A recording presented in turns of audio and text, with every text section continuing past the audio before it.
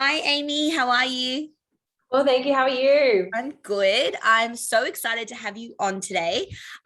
So for everyone watching, Dr. Amy is from Dynamic Chiropractic. I didn't want to stuff that up when I said it. Well, you know what? We can always It's a start bit of a from tongue twister, right? Like, because we it's a can stop it. chiropractic. I was like, chiropractic, dynamic chiropractic. It just flows. um, and I've come across Amy on Instagram. Anyone that's following Amy and watching this, you'd just know that she is so funny on her Instagram reels. She is very entertaining and very educational. And when I came across her, I was like, oh my gosh, my mum's on Mummas Wear would totally love to have a bit of education about pregnancy and chiropractic. Chiropractic. How do you say it? Chiro and pregnancy, Yep. and being a mum, and get some handy tips, because we really don't think about ourselves as much, and if we can improve on our posture and anything that we can do while we're pregnant or in the early years of having a baby, then that would be awesome. So so Amy, let's start with the first question. I'm totally going to pick your brain. If you can tell me about your business, Dynamic Chiropractic.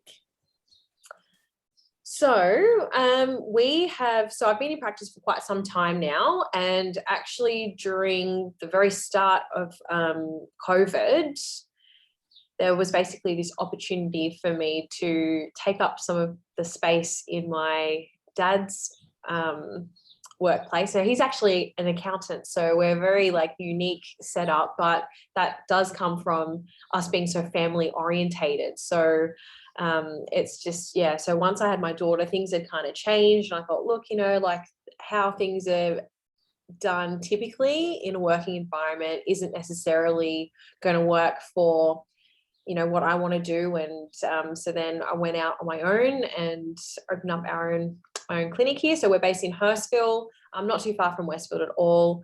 And yeah, so it's been pretty much like a year and a half that we've been at this location. Yeah, but I used to work not too far from here as well. So always been treating people from this area and loving it. So yeah, it's mum life just changes everything. And I think to get that right balance as a working parent, when at times it's almost like we're made to feel like we need to work as if we don't have children, or raise children as if we don't work, it's just not a realistic goal.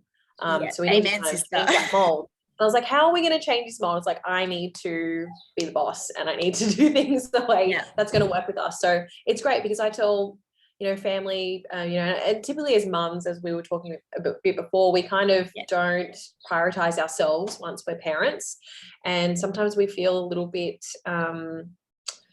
obliged to organize babysitting to come to appointments for ourselves. So then most of the time we don't even do it. Whereas at this practice, it's like, bring your kids, we've got a kids corner, we're all child friendly, because that way, if I ever needed to bring my daughter here for some reason, if she can't go to childcare or something, no one's going to bat an eyelid. So I think saying you're family friendly and being family friendly are like two different things. Totally. So oh my we gosh, say it, we sold me. I didn't know that feature about your business. So that's amazing, because I'm definitely one of those people that when I've needed to do any physio or anything or chiro in the past, I always knew, oh my gosh, I have to schedule it around my husband's shift work and make sure that someone was taking care of the kids. And it definitely made the whole process more of a barrier. And you're like, this is too hard, or, and you don't even enjoy yourself because you feel rushed, instead of it being like, oh, I'm doing this for me because I need it.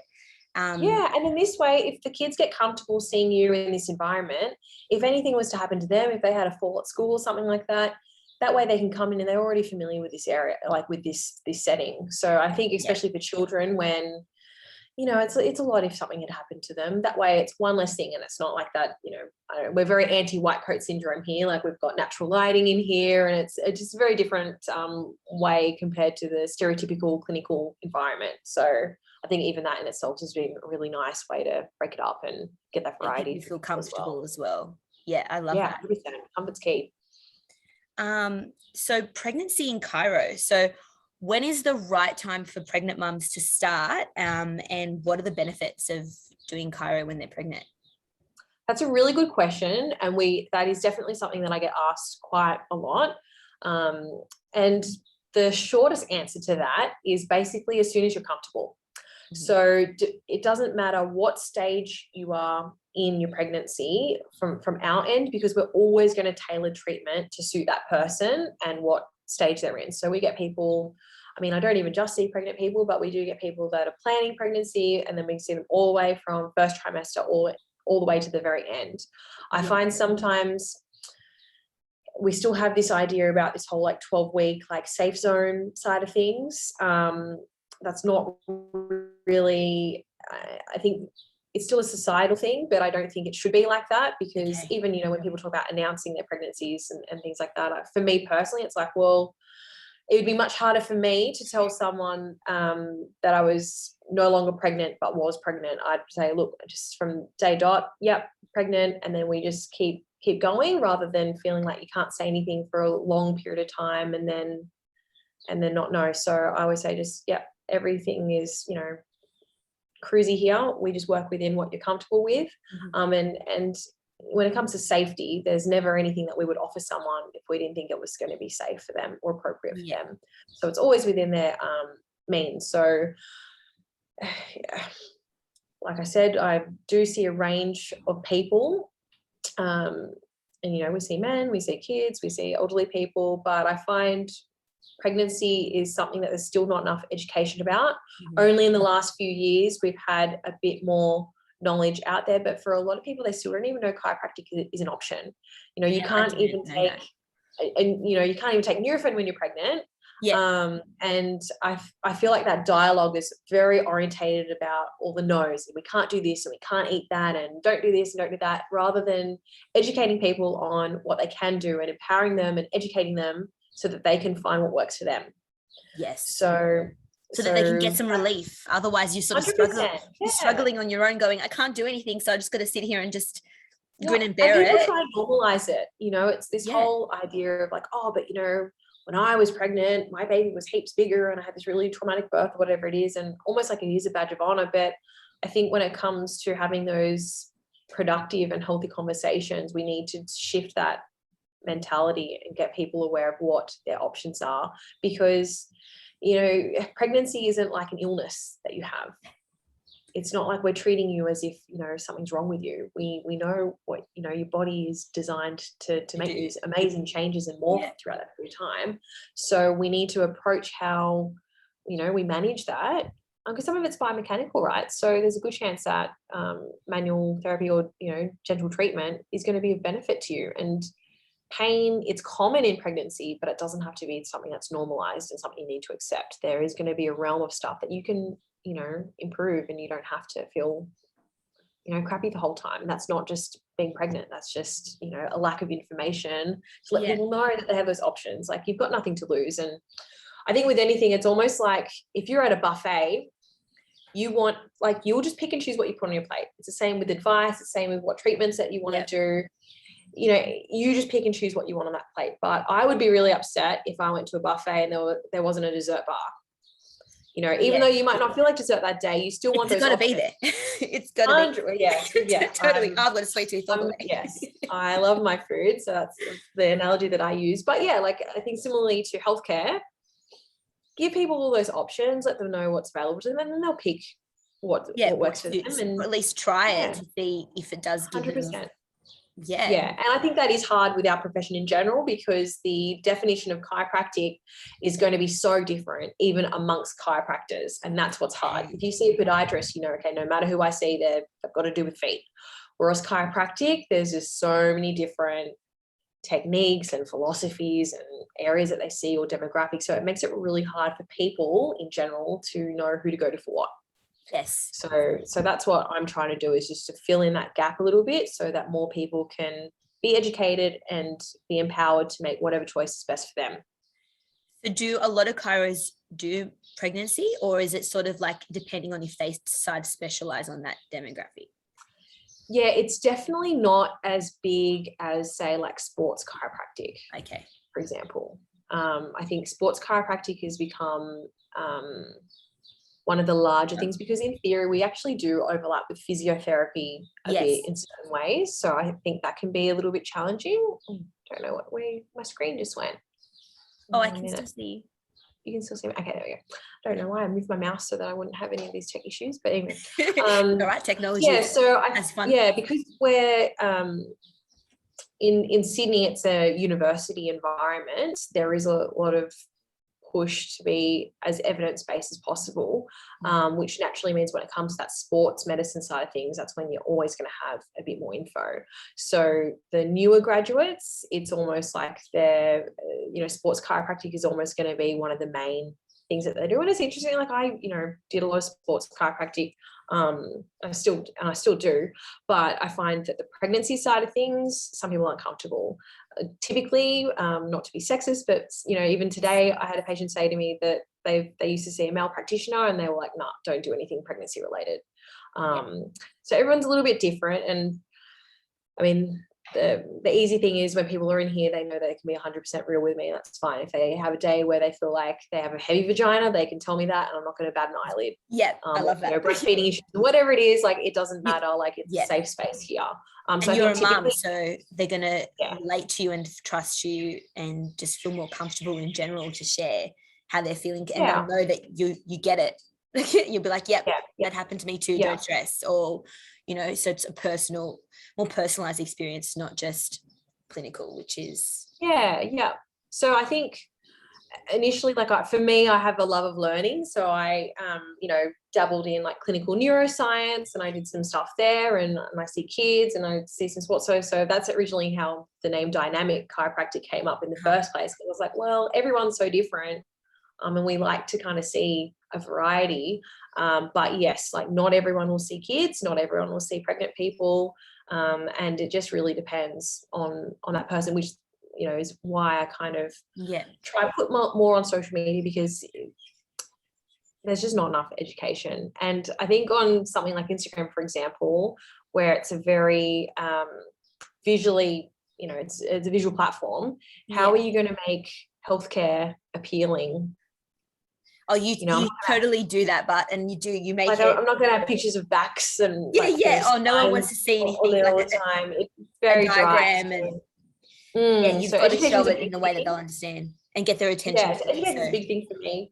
I love teaching and used to teach at uni and things like that as well. So that education is just so important. But that way people, can have different experiences. We get some people that didn't have chiropractic in their first pregnancy, but then it's almost like sometimes we treat it like a practice run, like our first one, and then we think, oh yeah, well, whatever if I don't like that hospital, I'll know for next time, or whatever it is. And that's true. And so we do get a lot of people that discover chiropractic like in a later pregnancy, and they go, oh, this is just, it's like, why didn't I know that? But then that time frame changes when it's your first pregnancy versus your second pregnancy. You might only have had low back pain at the very end, but then when it's your second pregnancy, you get it earlier and you go, oh my goodness, like I'm not even showing yet, I've got back pain, what's up with that? So I think that then pushes us to do a little bit more research, and mums were more in tuned with your body too as well. Like I guess first time around you don't really know what am I feeling, and the second time I think you do feel what I found with my second pregnancy. Definitely felt things earlier as well. You learn to like listen to yourself and read those cues, and it's just amazing to see people kind of morph from pre-kids, post-kids. It's amazing. I love it. Totally. Oh yeah. So what are your top tips for mums during pregnancy? Okay, so there's quite a lot of angles. I know this is a broad question. So generally, the number one thing I would say is to try and keep as mobile as possible. So we want to keep your movement. We want to reduce you being sedentary. And there's quite a lot of reasons for that. That's obviously to reduce things like low back pain, hip discomfort, pelvic girdle pain. But it's also to promote better birth outcomes for you and your baby. So obviously we know if someone is more sedentary, for example, and they're a little bit on that gestational diabetes like threshold, we know that being active is what's going to really help kind of balance that out as much as possible. But doing that in a safe way. So I think one of the real benefits with the pregnancy chiropractic side of things is that we're getting your body, it's not just about alignment, which is what people usually think about for pregnancy chiropractic. They think, oh, okay, I've got to get my pelvis level to have this baby. But it's about getting everything working as best as possible so that you can keep moving as best as possible, which is going to help with positioning.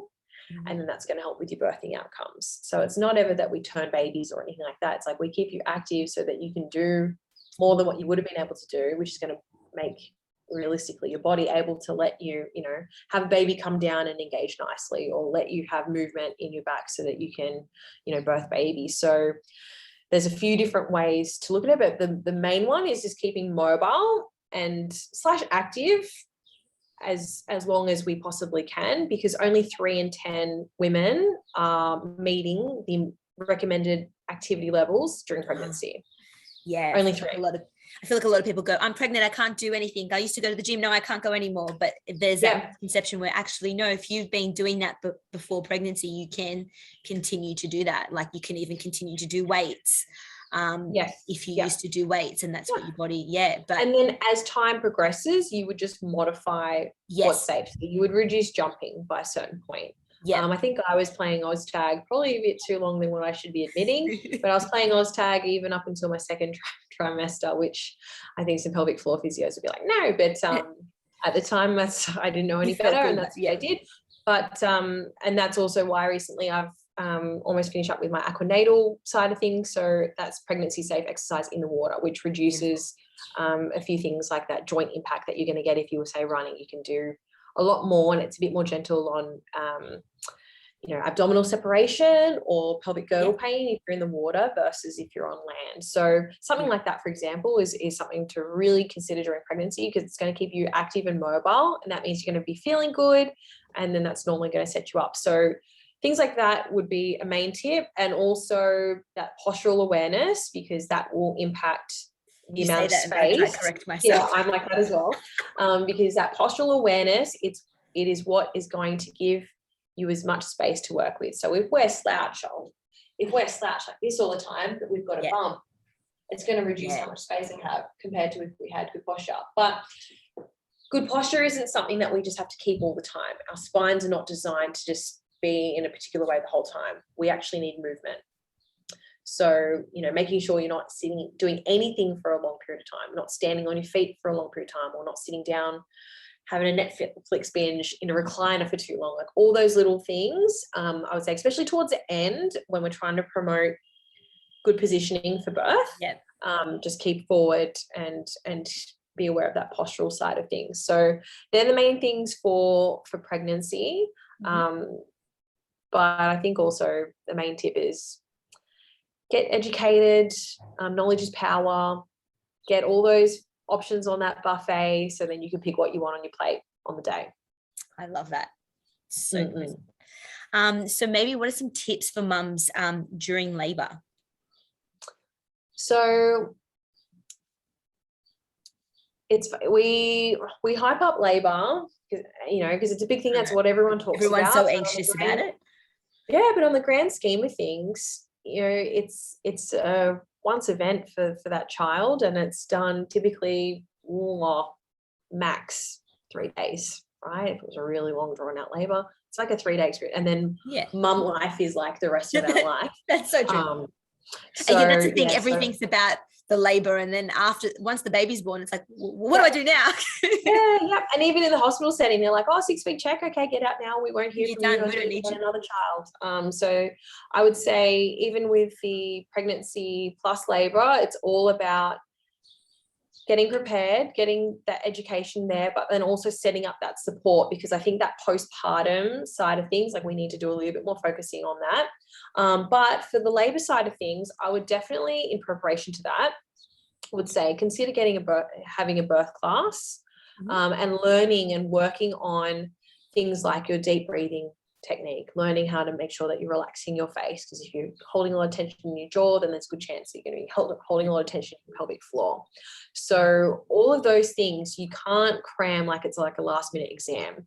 You need to be doing those things leading up to labor day, so that there's almost like automatic to you. Yeah, you know, it's to get come used to natural. your gym ball leading up during pregnancy. That's going to be great for positioning as well. But then that way, when you're in labor, you naturally feel comfortable on that ball and you kind of listen to your body and learn what feels right.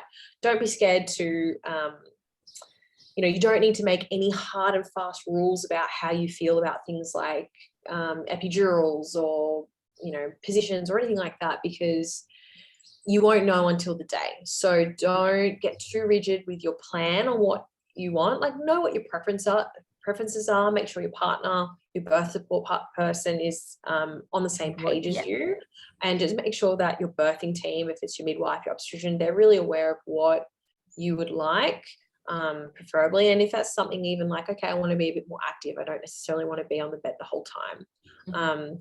That, like, all those things we want on the day, but it's almost like we need to be setting up those things leading up to it so that there's a better chance that that's going to happen. Yeah, that makes sense. That does make a lot of sense. Yeah, totally. Yeah, and it's something that you don't think about. You don't. Yeah, I don't. Now that you say that, I'm like, well, yeah, we don't. I did a pregnancy class and like a birthing class and the breathing, and I always did like yoga and Pilates and stuff, so it was a bit more in tune. But yeah, it's definitely something that we all have to really be doing the whole 9 months and getting our head around it and getting used to it versus thinking it's all just going to fall into place in the when you're in that mindset. Like, you know, you are going to have your baby, but how you're going to feel about that birthing experience can be really altered by the preparation and the people around you at the time. Yeah. So I think the best way to kind of work, and, you know, I by no means am an expert with that. And even I look back now at my birth and I go, like, hindsight's amazing, right? We all have all these different things that we would have liked to have done differently. But, you know, even things like perineal massage, like that's something that the research says either that or there's a thing called an epino, which basically is like a little like a balloon, like a blood pressure cuff, and it just basically works on stretching certain things before birth. The research says if you do at least one of those things, and it's good. You've got a reduced risk of tearing, for example, or reduced risk of intervention. Like all those things, like there wasn't as much information about it as there is now. So a lot of like new age mums now, like they're probably going to have pretty amazing possibilities compared to what our mothers had when they had us. They probably didn't they wouldn't have spoken about things like that back then. It was all secret women's business, whereas now we're starting to said it, you wouldn't know how to do it or how, you know. So now with Google, and it's so easy to go into like cruise control mode, because normally if we're ever in a hospital setting, like they're there to like fix you, because like we said, something's wrong with you at the time when you're sick. When you're pregnant, we know what's happening. It's you know, it's not an illness. So that, I guess, those attitudes towards pain, like getting that stuff addressed prior to labor, will be very beneficial as well. So, you know, I didn't do a birth class because I thought, with my work, like, should be right. I just let my husband know what I roughly want. But I think that the birthing classes, like, they're really important for the men. Because how are they going to, you know, my husband would have known, we want a delayed cord clamping, but how is he going to know at that period of time to say what when? Before, you know, they could have already clamped it, and, you know, no dad's going to say no to cutting the cord. So, like, little things like that, I think it's all preparation for that day, and just learning to kind of, you know, you hear a lot of midwives say surrender, like just let into your body, like you can't control everything. You can't be anxious, and that's not good for you at all. You have to be really and I think we need to address how we feel about pain, and we need to address you know, our attitudes going in, and, like, you know, at the end of the day, if you were paying any amount of money for a service, you normally have that attitude that you're the boss. And then we kind of forget that when we're in a birthing scenario, you're still the boss. So you've just got to make sure, like, those people are there to support you and help you, you know, do what you need to do. So they're going to make sure that it's safe, but also you don't have to just be like, safe. And same with the buffet analogy that we keep going back to. It's like they need to just make sure they give you all of those options, and not to say, let's just do this now because, like, you know, cesarean's happening now because I've got someone else waiting and I need to get out of here. So, yeah. and that's sort of And what happened to me with my second, because my daughter was breech, and then we tried to move her. I wanted to have a water birth, and that's where my, and then I was like, totally ended up having fantasy. Yes. Fantasy. That was where my head was at. I was like completely like, yep. And then, so then she was breech, and they tried to move her. She couldn't move. They said, we can still try for natural, but we'll see, like, if you, but the cesarean was booked, and then I ended up having a cesarean. But then with my son, because it was like vaginal, I wanted to do a vaginal birth after cesarean, and they're only 15 months apart. So there's more risks, and some hospitals would have said, no, straight off the bat, you're going to have a cesarean. Don't risk any ruptures or anything happening. But so I wasn't like fully dilated yet. But when I was doing the epidural to have the cesarean, I was like, this is happening, like the baby, he's coming out now, right? And they said, okay, we'll check you before we cut you open. And sure enough, they checked me on the theatre bed and were like, yep, good to go. You can push now. And I was like, but it would have been like the midwife was looking at me going, I know she wants to have a vaginal birth. But then doctors, then some, they can easily lead the situation to be more aligned of like trying to be safe, but also let's just do the cesarean and not really think exactly what the mum might want or can or is capable of doing, where the midwife was with me the whole time and could see that I was tolerating pain and handling it. Yeah. And things change as well. Like your second birth is going to be so different to your first, and regardless, birth is still a major event, no matter how this baby comes out. It is like a big deal. So, by no means should anyone feel inferior based on how their baby came into the world, because you still did all this hard work, and it's not going to define you as a parent. And it's, I guess those conversations and those attitudes around those things, same thing, it comes from a lack of education. So, and that's the thing, because it's one of those things, like everyone's going to be like, oh yeah, no, I had a vaginal birth and I didn't have an epidural and I didn't, and no drugs and blah blah blah, and then you feel shit if you don't want to feel the judgment, like, oh, I had cesarean and I got cheated. Well, and a lot of people I know have experienced that and felt like, even for me, like from having a cesarean, when I wanted a water birth, it was a lot to be like, I think because it was my first pregnancy, I could deal with it a bit better.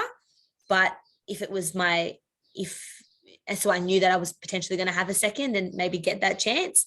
But if I knew I was only going to have one kid and that was the shot, that was it. It's sort of, we put a idea in our mind, an expectation on ourselves. And then society tells us a certain way. There's a really high percentage of people that have birth trauma, and that could be a physical trauma, whether it's an episiotomy or an emergency cesarean. But we also there's also psychological trauma. So when you look, and with anything, disappointment is when your expectations don't meet the reality of what's happened.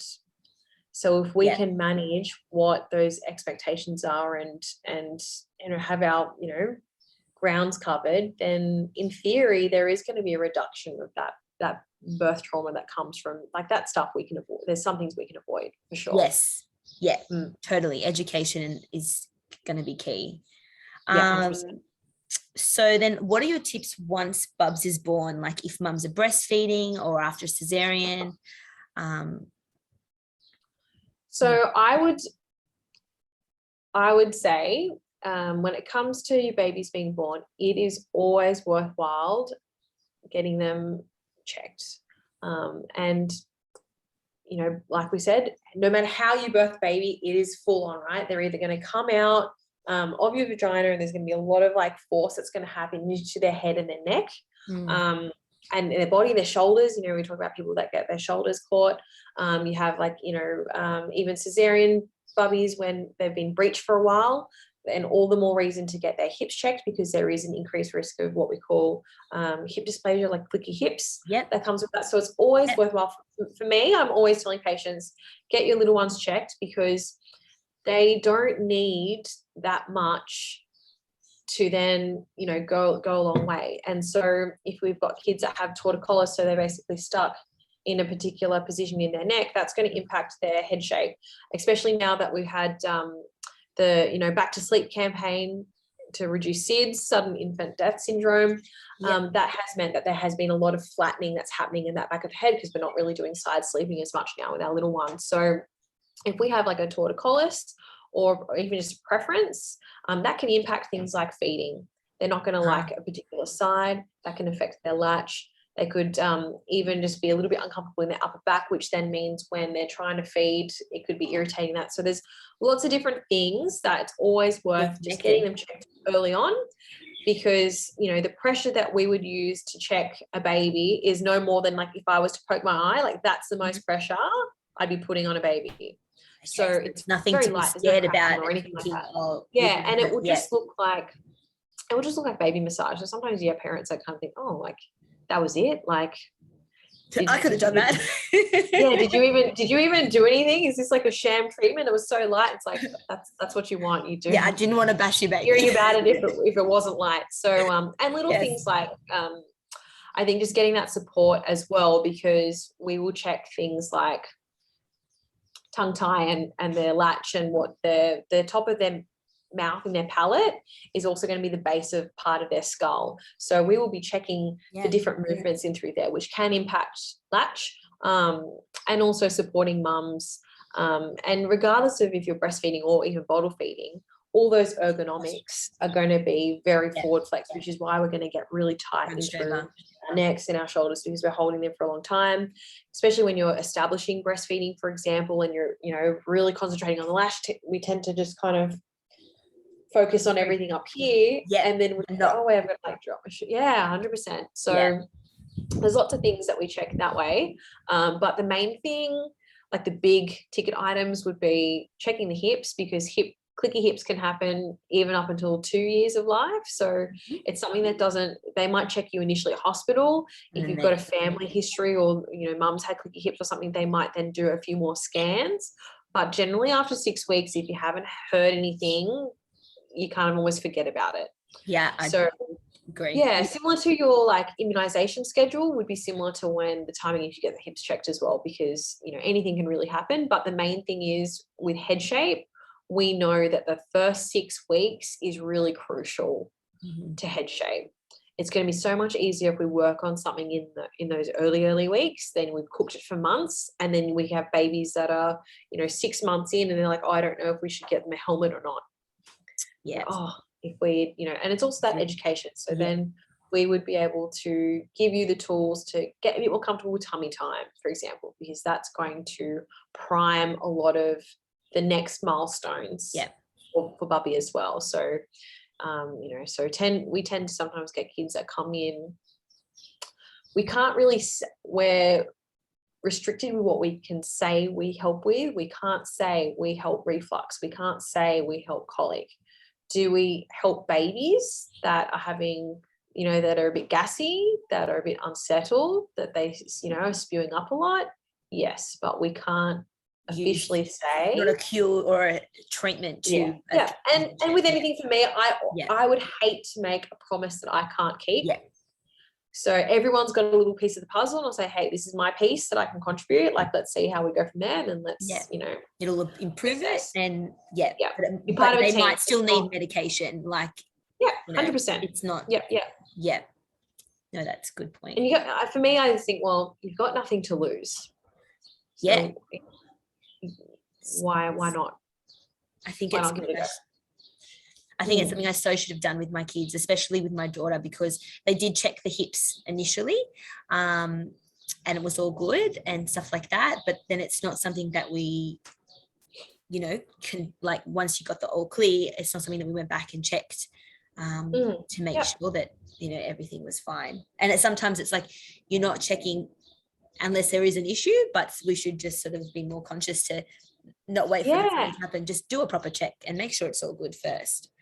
And that's tricky because our brain is programmed to only really detect things that are wrong. Yes. And that's a survival thing, right? Yeah.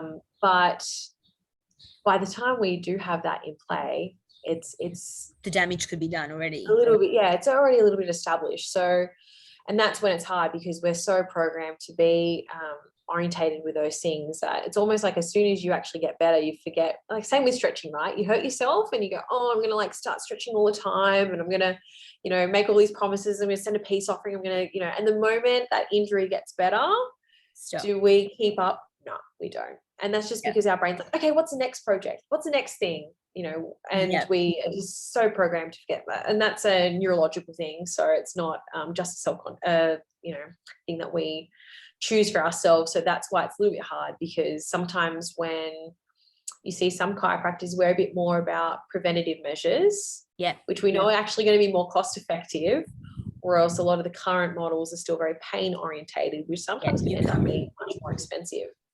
Yeah.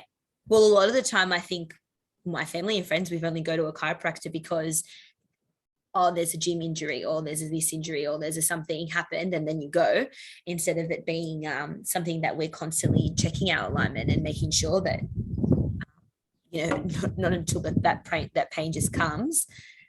Because like even just me talking to you now, I can be like, oh, okay, yeah, there's definitely a lot of tightness and stiffness and stuff that you just get on with your day and you don't think about. And we should be more conscious. It's that awareness, and that awareness and the self. And like when you have the conversation, you go, yeah, I can feel it. But we all just sort of running like this all the time and not so as self-aware as we should be, I guess. Yeah. And that is part of chiropractic as well is, a lot of people think about the adjusting side of things or cracking or whatnot. And I don't really like saying that because I think cracking always implies something gets broken. And you can't uncrack something. You can't uncrack an egg. So why would we say crack your back about what we do? Yeah. So adjusting is basically when we apply a very specific and usually a small and fast amount of movement into an area to encourage correct movement. And then basically you get a pressure change in through there that creates that noise, but that noise isn't really the be all or end all. But one of the mechanisms that comes with adjusting someone is that it activates a certain type of fiber that nothing else can do when it comes to your brain. So it's a particular fiber. So you might have some issues that you feel like, oh, I've been seeing someone for ages massaging it out and it's still not shifting. And then they might get adjusted and they go, oh, like that's just because it's a different mechanism and it's a different feedback channel to your brain. And the cool thing about the adjusting is it's almost like a software update is how I describe it. I love that. And once you get that feedback, you actually become more switched on with your body. And the goal is to get your brain and your body talking to each other as best as possible. So if your brain has more information, it can make better choices, right? So if we get that communication happening, you're going to pick it up much earlier than when you're like, oh, I can't actually like turn around anymore, which is that, older way. And that's because your brain wasn't getting any of those feedback messages. It's like, you've got this this website's suspicious and you're saying, no, don't ignore it. It's not stopping the thing. I've got other stuff to do. I don't want to address it right now. And you close that warning box. Yeah. And then the warning box pops up again. You go, no, switch off all of the notifications. I don't want to hear about it. I'm too busy until the computer's down. And then it's like, you can't get up. I can't avoid this now. I have to address it. And that's basically how a lot of us mums approach things, because we're never on the top of the pyramid. We're always like the bottom, doing everything else. Yeah, until you've crashed and burned and then you're like, hold on, I need help. Come and save me. Until you can't pick up your child out of a pram and then you go, oh, okay, I need to see someone because I've really hurt myself. Yeah. Super, super common thing. It happens. So don't feel bad. But so hopefully over time, when we get the brain and the body talking to each other a bit better, we will we'll see that notification pop up and then we'll go, okay, I'll action it and I'll sort that out before everything falls apart. Mm-hmm. So maybe for just more the mums, so should they use like breastfeeding pillows or feeding pillows or things like that to help with their posture or anything? Yep. So ergonomics is really, really important. I always say our partners want to help, but they don't really know how to help. And especially when it is breastfeeding, it's almost like this idea of like, I can't do anything because it's like not my boobs. But what we can do is we can educate them to be like, oh, hey, can you make sure that I drop my shoulders down when I'm feeding? Yeah. And make sure I have something in here so I can drop my arm rather than holding up. Yeah. So pillows are great, just so that you can rest your arm in through there, and then you can try different feeding positions as well. And that way you can drop your shoulders and relax your neck. But then if not, you don't always have to buy the most expensive gizmos and gadgets. I get a towel. I'll show you. Yeah.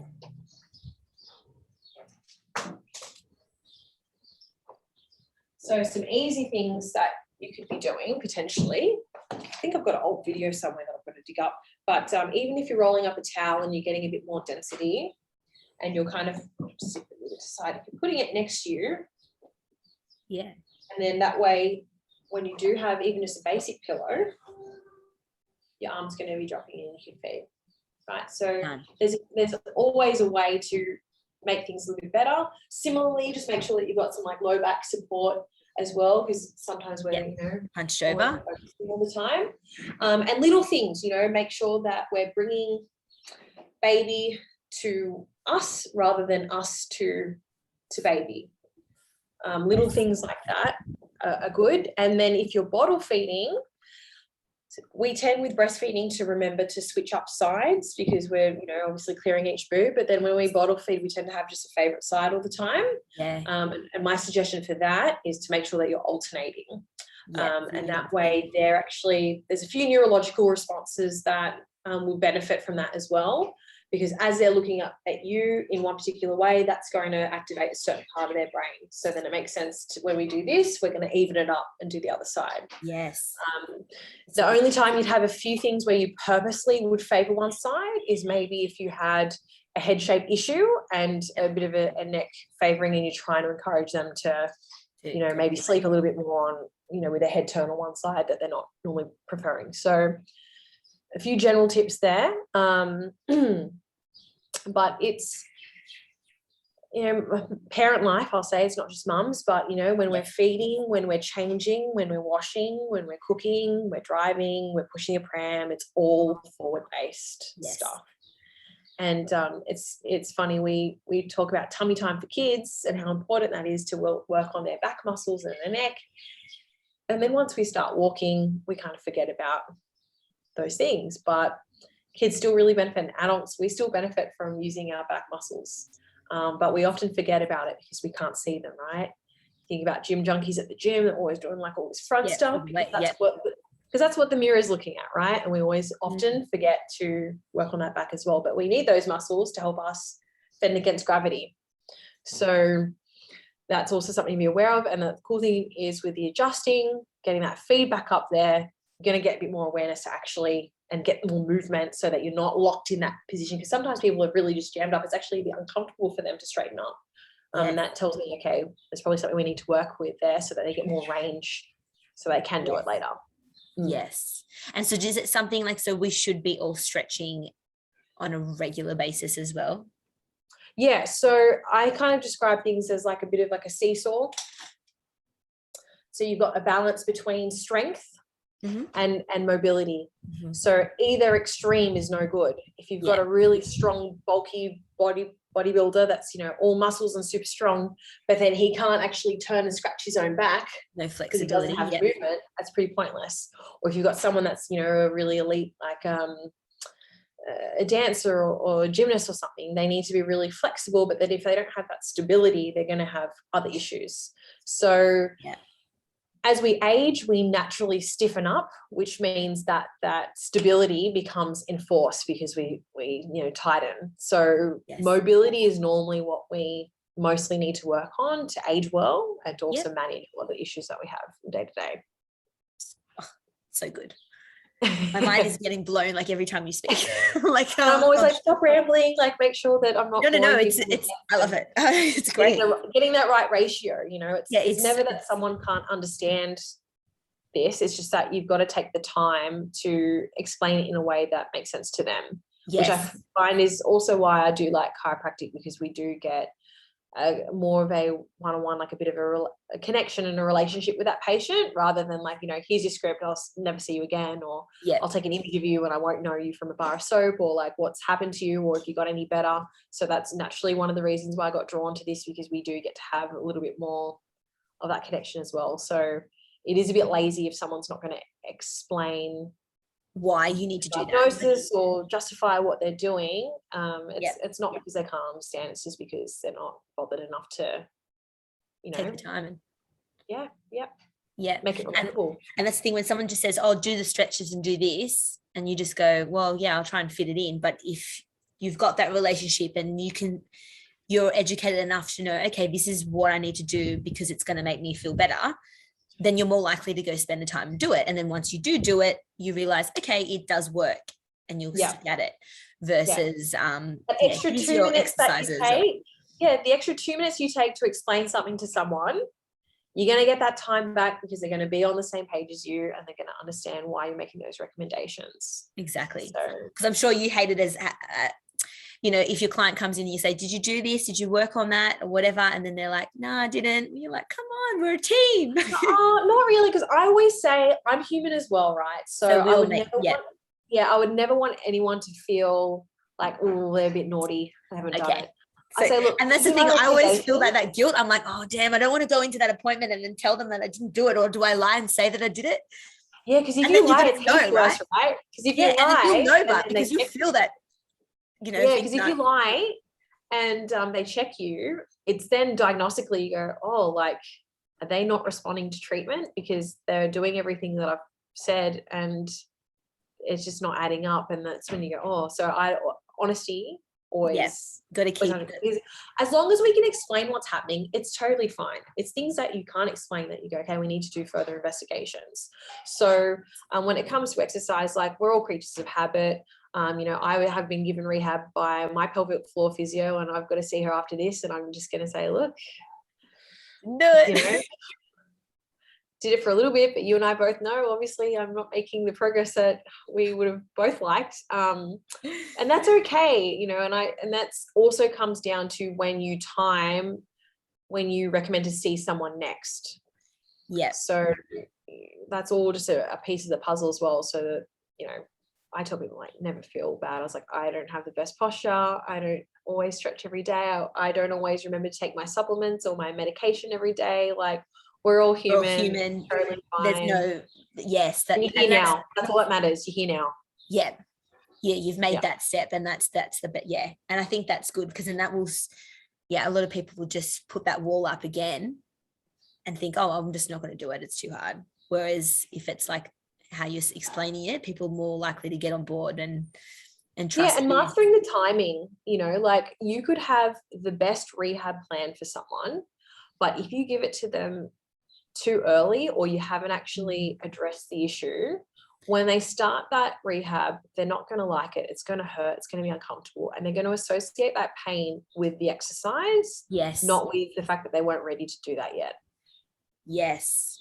Yep. Yeah. And then once you're in the too hard basket, it's hard to bring them back, I guess. Yeah, 100%. Yeah. So, I mean, that is typically a little bit of a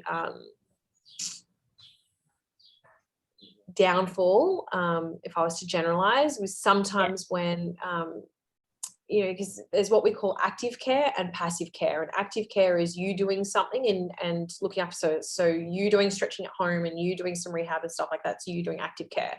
Passive care is someone doing something for you. So passive care is when I'm hands-on treating someone. So ultimately you do need a balance of both. Yes. The same with brushing your teeth, right? You do your active care and you brush your teeth every day, and then you get a check from the dentist, and they work together. You can't do one and not the other for like long-term best goals. Yes. Yep. So sometimes if you get other professions that maybe give too much active care and they put all the onus on you straight away, they don't even touch you, and they say, oh, yep, just do these exercises and I'll like see you in 4 weeks or whatever. It might not work for that person, because they still might need that balance between active and passive. So it's a bit of a booby trap that I find. And it's not that, you know, every profession have people that, you know, I always say not all tradies are late, for example. Yeah. So, you know, not all chiropractors are just going to, everyone's so different. And yeah, so by no means, like, you know, you can't even just see one person and make an evaluation on whether or not The their whole profession thing. is good. Yeah, chiro is not right for me. It's sort of like, not be that person. Yeah. It's a very common question I get. Oh, what's the difference between chiro and physio? I go, well, to be honest, it depends on who you're asking, because some are going to overlap, some are going to be different, and some physios are going to be different from other physios, and same with chiropractic. So, you know, ultimately, like, you know, our bodies are also different. It's not like you're even trying to find like who can service a Honda Jazz the best, because at least those things, like, there's hardly any variables, right? It's all the same thing. Whereas our bodies were also different. So totally. And it's not that only one person can give you what you need. There's a good chance that people are going to have variety. So with the newborns, I just wanted to check. So when's the right time? Once the baby's born, you can come straight in? Is like a few weeks, or it's whenever you're comfortable, right? So, you know, I've had people, I mean, I checked my daughter pretty much within 6 hours or something like that. But I was gonna say, like, pretty early for her. And you know, I've had some patients that it's been like day 2, and I look at them, and some of it's 4 weeks, some of them. So it's ultimately it's when you're comfortable, because sometimes if you're, you know, those first few days, especially if you a lot going on with anything, fourth trimester is a little bit tricky. But if you're establishing breastfeeding, for example, and you're cluster feeding, and it feels like a bit of a hot mess, and you know, it can sometimes be a lot for parents when they think, oh, you know, I've got to get my newborn changed in their nappies, and I've got to wear nappies for myself, and I've got to, you know, get out of the house. So it's really like as soon as you're comfortable, to get them checked is worthwhile. And then if possible, hopefully before that, like 6 weeks. If not, I mean, for me, I tell better late than never. Like, I'd rather see someone at 6 months rather than 6 weeks. If that's all that they could do, that's fine. It's ultimately similar with that, you know, when to start pregnancy chiropractic. It's like whenever you're realistically comfortable. That's still better than if you didn't do anything at all. If you didn't get treated. That's so good. So if any of our mums want to book to see you, how do they do that?